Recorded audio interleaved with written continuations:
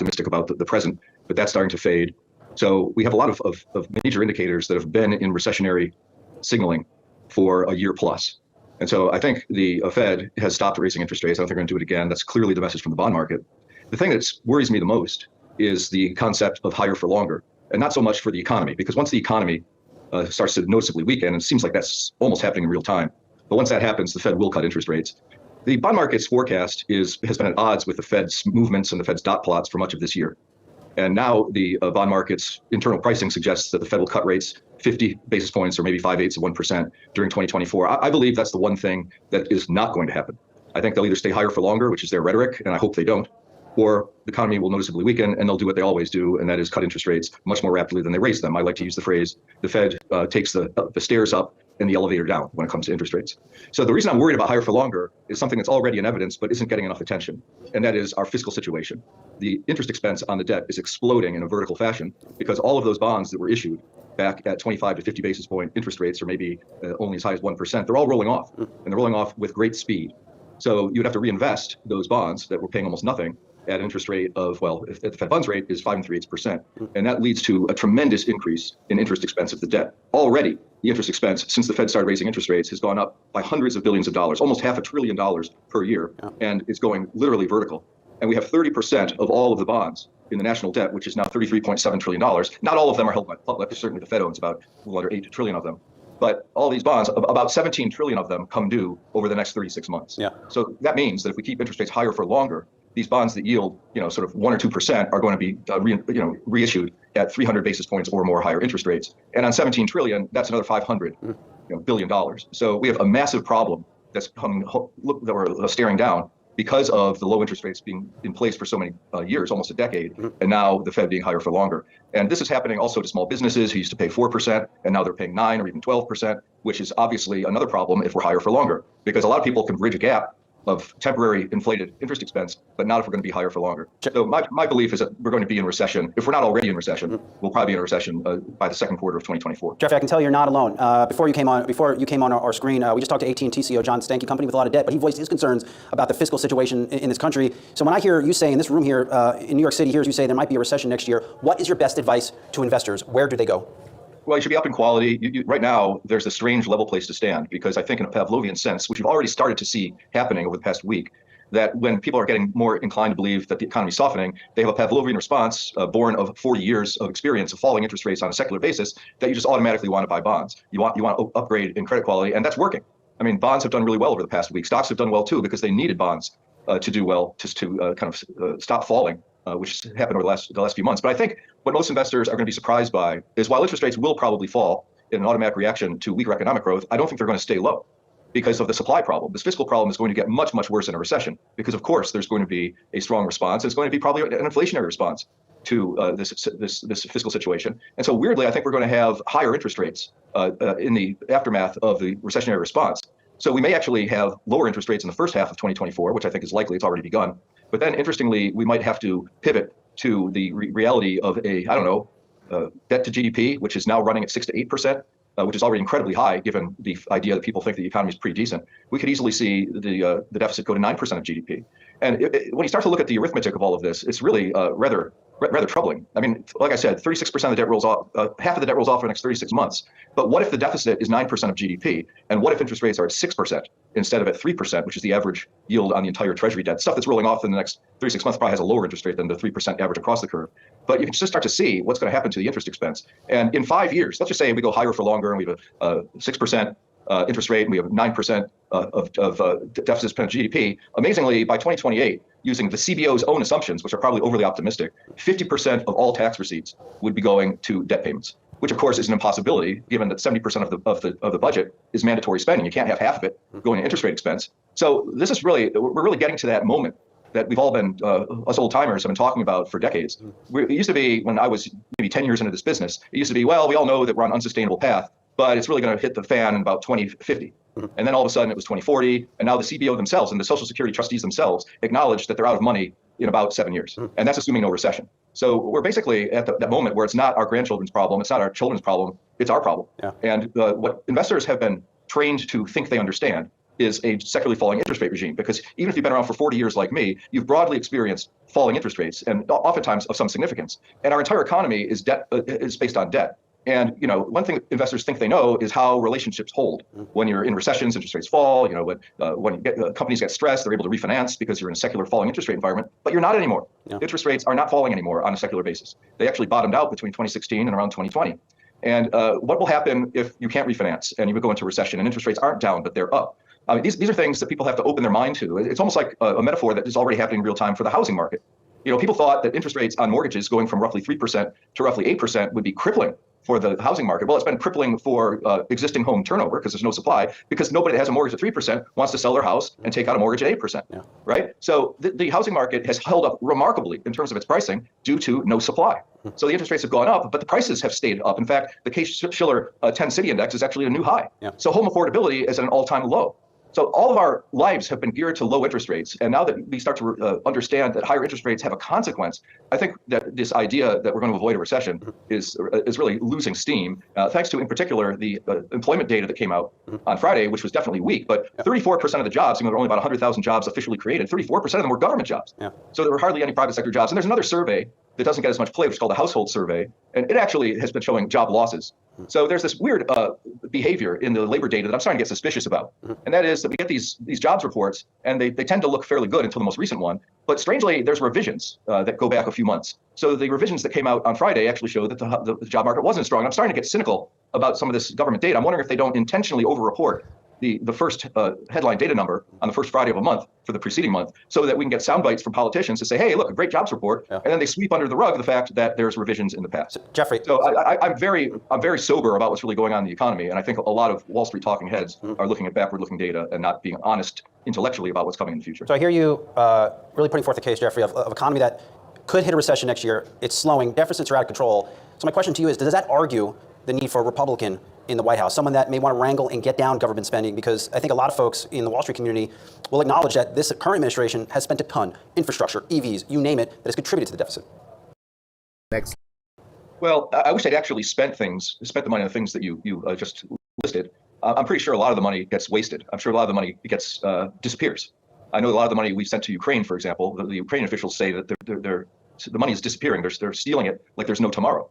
So we're not really investing the money. But a Republican coming into the office, how's that going to help? We run up these deficits under every administration. It's basically a disease that we believe that we can run a $2 trillion budget deficit in perpetuity.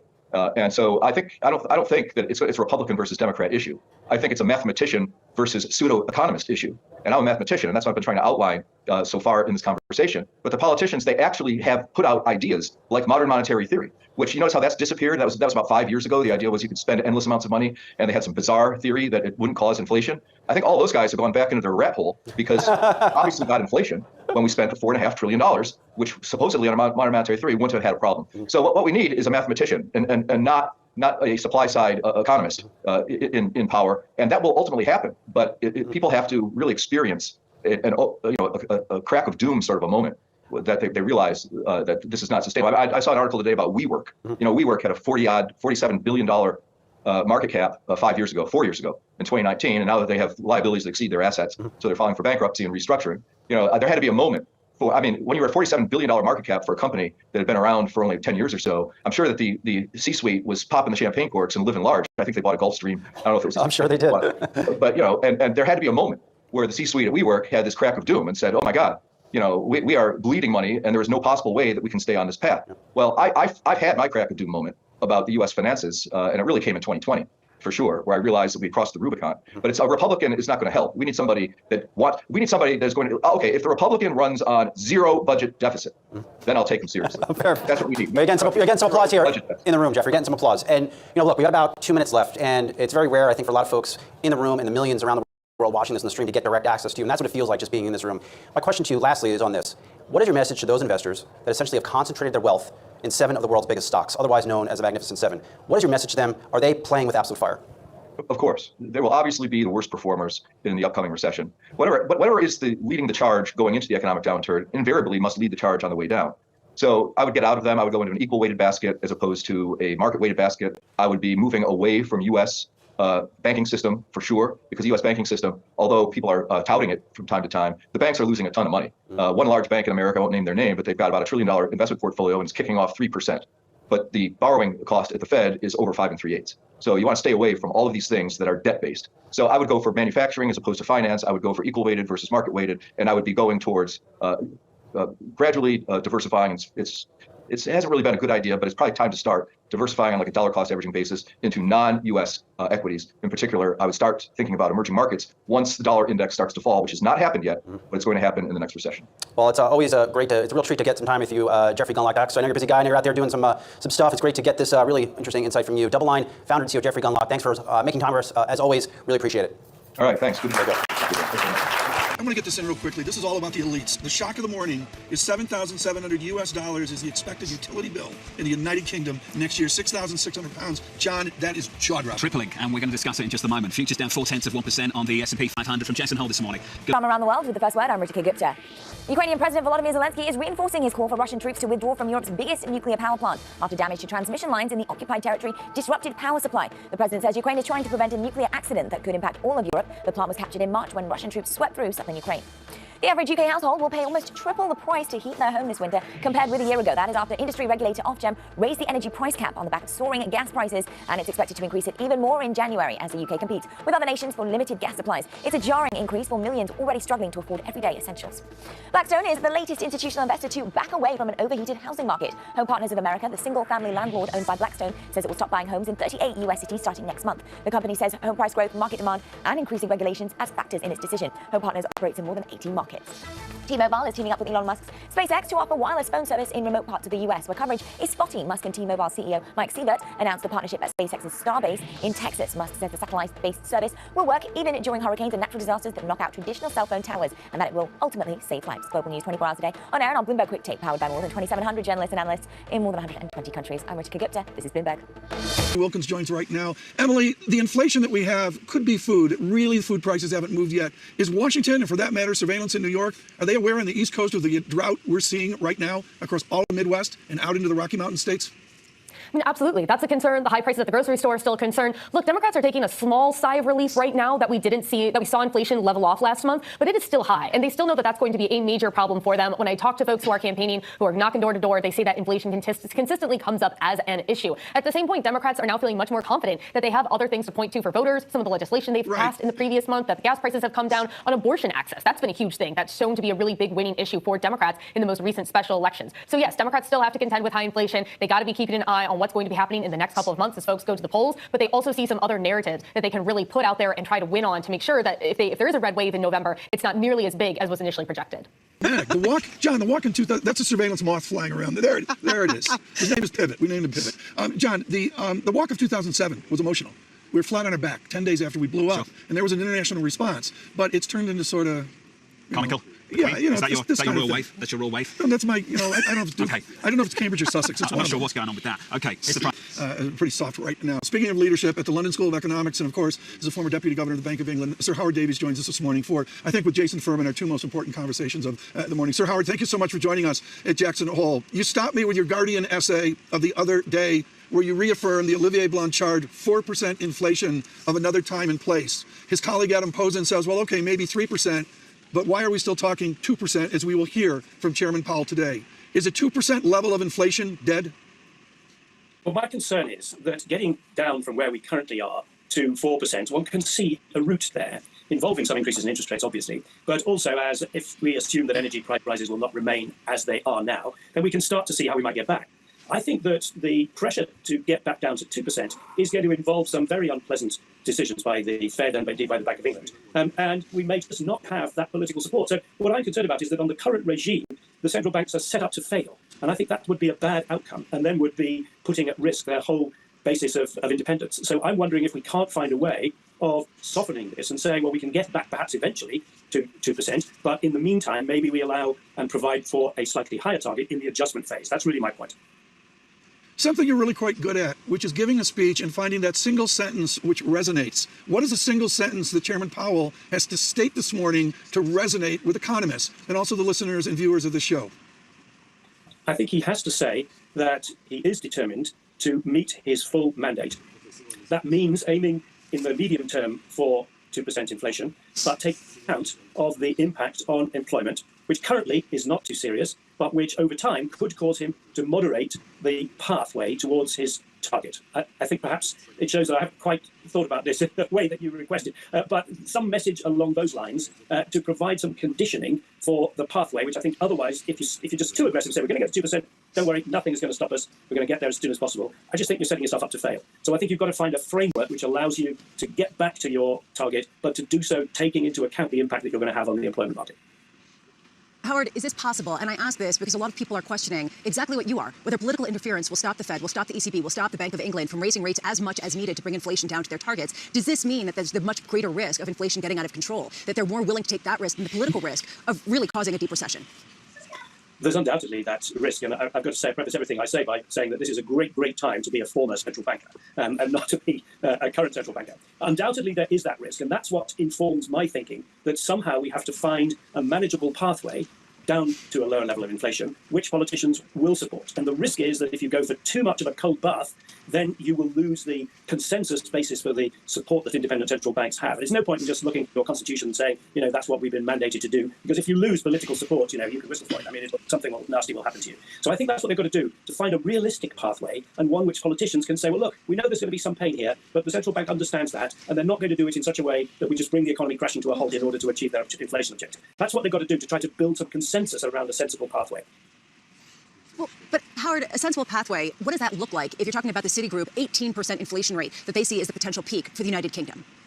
That's been a very unhelpful intervention. I don't really see much basis for what they're saying on 18%. They've got themselves in the headlines, and maybe that's what the analysts of that bank particularly wanted to do. I think that's a very, very unhelpful intervention all round. It isn't where the Bank of England think we're going to be, so I dismiss that. But I do think that you can look at the pathway the Howard, Bank of England... I've got to jump in. Forgive me, Howard. Yeah. Howard, I've got to jump in. Are we saying if something's not the Bank of England, if the Bank of England's not forecasting it, it's an intervention we can ignore? Is that how we should describe the South Side when they come out with inflation forecasts? I think this was a marketing piece of research. What do you make of that, Tom? I think that there's a lot of criticism here about the over-analysis of it right now. That's all there is to it. It's front and center. That's all there is. Howard, if I can get in one more question here very quickly, which I think is so important. We had a fiscal impulse because of a global pandemic.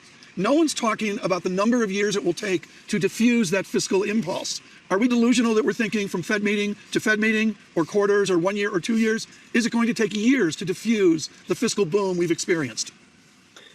Yes, I think it will take some time. I think what will drive it is that the governments have been able to engage in significant fiscal stimulus because the debt interest line has been very small, and that's changing.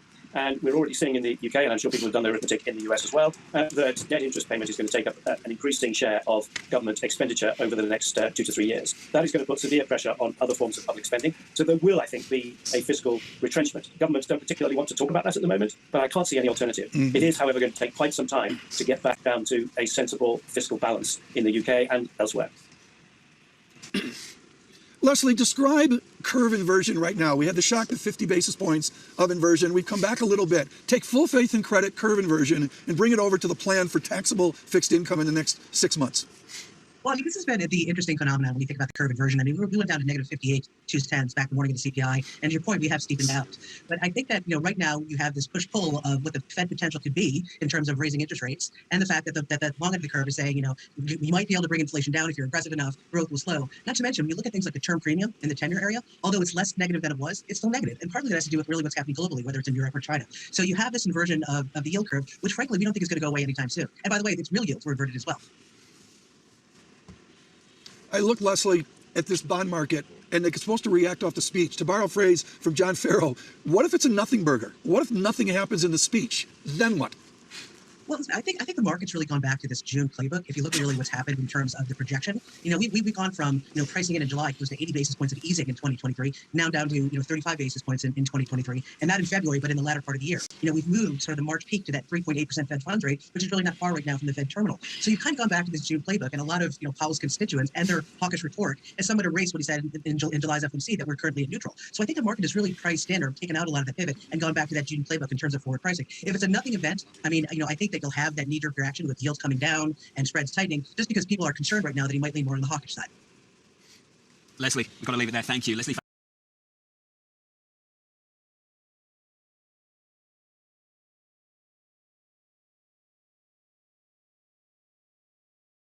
when you drop $4.5 trillion of free money into an economy, one should not be careful about predicting that's going to have outsized consequences. So what I think everybody missed here is what we had initially with all that stimulus was a massive boom in consumption of durables and that sort of the manufacturing part of the economy. And then what people missed is it then turned into a services economy because there was all this pent-up demand for services and travel and leisure and all that stuff. And I feel like that's wearing off at this point in time.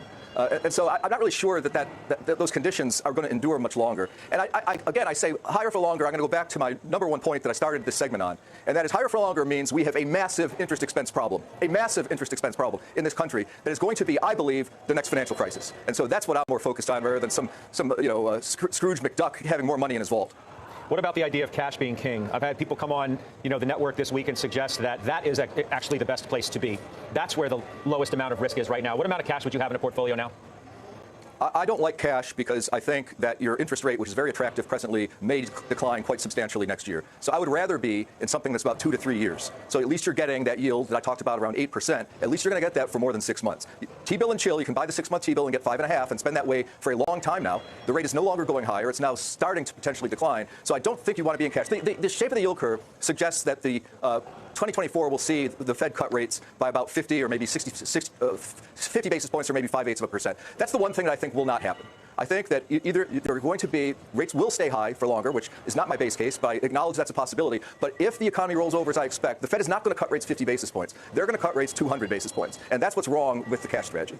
The other thing I heard the chair say today that I frankly don't recall him saying, certainly not at a meeting, was when he was addressing the idea of what the backup in rates has done, where financial conditions have gone. He said they're attentive to all of that. He did mention a stronger dollar being an influence on future rate decisions. And you know what else he said, Jeffrey, which sort of struck me at that moment? Lower equity prices. He actually brought that into the mix today as being a thing that could influence their future rate decisions, that if something happened in the stock market, that could be a powerful influence for the Fed. What's your take on that?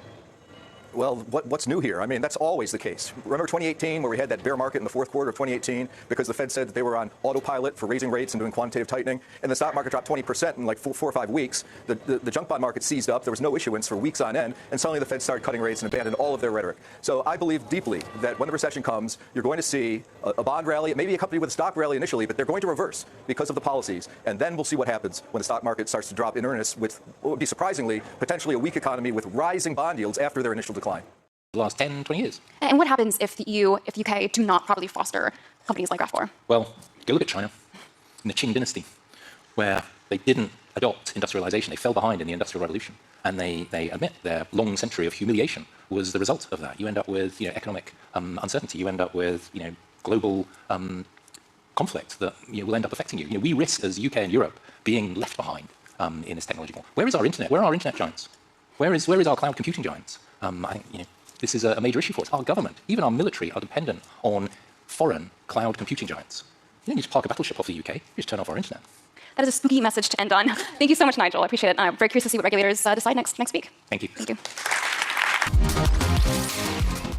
Hi, everybody. I'm Roy Bahat. I run Bloomberg Data, which is Bloomberg's VC firm. And if I can just ask our AV friends, there we go, set me up. So we started our firm 10 years ago, and we've invested exclusively in the future of work since then. And so today, one of the things I want to talk about is that as AI has become central to our work, which obviously it has, how do we tell, as people considering building or introducing AI, the kinds of AI that are helpful for work apart from the kinds that are harmful for work? Because I think there's a way to do this instead of generalizing that all AI is the same thing. So I'll just say we've been at this for a long time. We were the first VC firm to say that we wanted to invest in AI. And over my objection at the time, it was 2014, and I just thought it was too early. I thought we were looking at science fiction, and I was dead wrong. Somebody worked for me, found 2,000 AI companies as early as 2014, and we've been looking at them since then. And so we've seen the arc and some of the history. And if you look at the history of introduction of technology, and we've heard some about it today, definitely rhymes with this current moment. So between the world wars, we obviously had the introduction of a lot of industrial technology, and businesses faced many of the same questions that they do today. What would the effect be on work? What should our strategy be as companies? But that technology was quite different from modern AI in the sense that it was a thing you would only go and see at work. It wasn't something that you would see at home. And when people see technology at home, it has a profoundly different effect, or when they see it in their personal lives, which is that it can cause panic. And so one of my favorite examples is the pinball machine, which I'm sure folks know. But when the pinball machine was first introduced, there was a widespread sense that it was really bad for society. This picture here is of New York City cops who are called by the mayor of New York to smash pinball machines because they were so bad. And so AI takes these two elements. It takes work effects on companies and a panic among the general public and unites them. And the truth is, we've also seen that before. So we saw that with the internet. And if you remember, I'm old enough to remember the early introduction of the internet in the late 90s. There was a lot of prognostication and worrying, a lot like now. And no surprise, if you look at today, what is happening with AI, yes, we have a lot of the same things. We have ChatGPT for dummies. And it feels often like everything everywhere all at once. For those of us even who are building in the space and have been here for a long time, it's pretty confusing. A founder who we backed described this moment last weekend as any given weekend in San Francisco, you can find hundreds of people willing to hack on AI applications for 24 hours straight. And so, like the early internet, there's a window to act. And I remember in the early internet, people said, oh, the startups will all win. Or no, the startups have no chance, they're all phony. And people are saying similar things about AI now. And the reality is both were right and both were wrong. Because some of the successful companies of the internet were the incumbents who figured it out. Some of the successful companies were obviously the startups. And so we have precisely that moment right now. And I think that the companies, the organizations that figure out what to do are not only going to survive, they're going to thrive. And so how do you prepare to do that? Well, some of it starts with building some intuition. And so one observation we have is that the use of AI is itself a skill. You can get better at it. You can find new ways to use it. You can, develop intuition. And another historical analogy is the spreadsheet. When the spreadsheet was first introduced, people thought it would be useful for financial modeling, for accounting. And of course it is.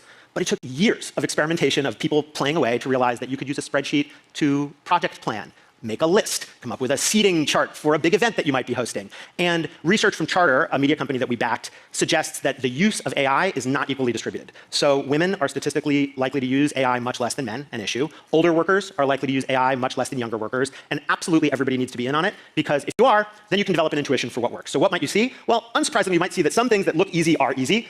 Employees just using ChatGPT or Claude or pick your system. Some things that look hard are hard. Building your own large language model from scratch. Bloomberg did one as a research project, Bloomberg GPT, where researchers can query the world's financial data. But the really interesting thing is that some things seem to be very difficult, but in fact aren't. And so you might find that there are surprising uses as you prompt engineer.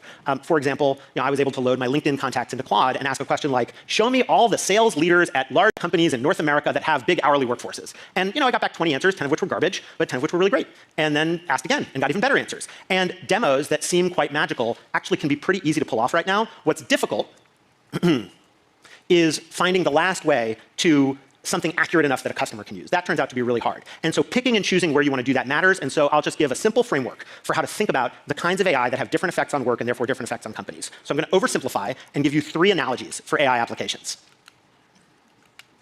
Or I'll fight with this clicker until it gives me, there we go. Looms, slide rules, and cranes. So each of these is a kind of AI application that I think has a profoundly different effect. A loom, if I can get the next slide, is designed to replace a person, the same way the Luddites fought against the original introduction of the spinning loom. A slide rule, if like me you're old enough to remember, assists a person in making a calculation. It speeds you up, allows you to be more accurate, make fewer mistakes. And sometimes when we talk about AI, there's this discussion about replacing AI technologies versus augmenting AI technologies. And when we think about augmenting, sometimes we think about speeding up. But there's a third kind that's a more profound kind of augmentation, which is the crane. So you think about a crane, and what does a crane do? A crane allows a human being to do something that, but for the existence of that crane, they would not be able to do. There's no amount of time that a human being can spend to lift a steel beam 5 stories into the air. And so if you think about some of the AI applications that are in a way most profound, they do things like translate from one language into another, index millions of web pages to figure out what you're going to click on next, discover a new drug, a new molecule that can be used as medicine, help you write an unbiased performance review, something a company we invested in does, Textio. My favorite example is an artificial intelligence that can predict which large ferocious animal will beat another. And so a great hippo versus a great white shark, hippo versus a great white shark, turns out the hippo would win. You might not know that without AI. You don't want to try that out in real life. And so the looms are technologies that replace what a human being does. The slide rules are technologies that augment by speeding somebody up. And the cranes are technologies that fundamentally extend what a person can do. And now developing cranes is not easy. It takes imagination. Like using a spreadsheet and realizing it has applications that you didn't quite realize. An introduction of a technology takes a minute for people to develop their imagination. And so, if we can go back to the previous slide, please. The television ad, when it was first introduced, often was just a radio ad read aloud. It took a long time before people realized that actually what you ought to do is have a movie that was just a little movie that could advertise something. And in much the same way, if we can advance to the next slide, as I said, using AI as a skill, but it's not just that using it as a skill, it's that imagination is a skill. And so if you are a large company right now, figuring out how to get your organization to be imaginative, or a startup, is something you need to spend time and effort to be able to do. And that depends on what your strategy is, and so I'll just close with a few quick examples on that. Let's say your strategy is just to convince your employees that you're in fact innovative. Well, in that case, there's a pretty easy thing to do, which is buy them all access to the AI technologies. Buy them all ChatGPT. For the price of one, I used to be a highly priced management consultant. For the price of one highly priced management consultant, you could probably buy 1,000 employees access to ChatGPT for a year. You might want to placate your investors. I'm sometimes one of those investors. In which case, then there's another very simple strategy, which is take something you're already doing that has some prediction. Maybe it runs a little linear regression or something like that, and add the 2 letters AI to the end of it, and resell it because people will be fine with that. And the hardest ones are delivering real business value. It's something we think about deeply. And we're all still at the beginning of figuring this out. And so if we could just move to the last slide, please. Now you can skip through all these now. We believe that the only way organizations will figure out what kind of AI to use is if many of you are, and there we go, thank you, is if many of you are actively developing intuition and surprising us with acts of imagination. This is at the very beginning of this process. Every speaker who's come up here is an expert, and none of us knows what's about to unfold. And so if you'd like to figure it out, we are easy to find. And thank you for allowing us to explain looms, slide rules, and cranes, because that model, while oversimplified, might help you see some of the most profound implications of AI. Thank you. Please welcome to the stage Ewan Blair, founder and CEO at Multiverse, and Frida Polly, founder of Alethea, for a conversation with Bloomberg's Lynn Doan.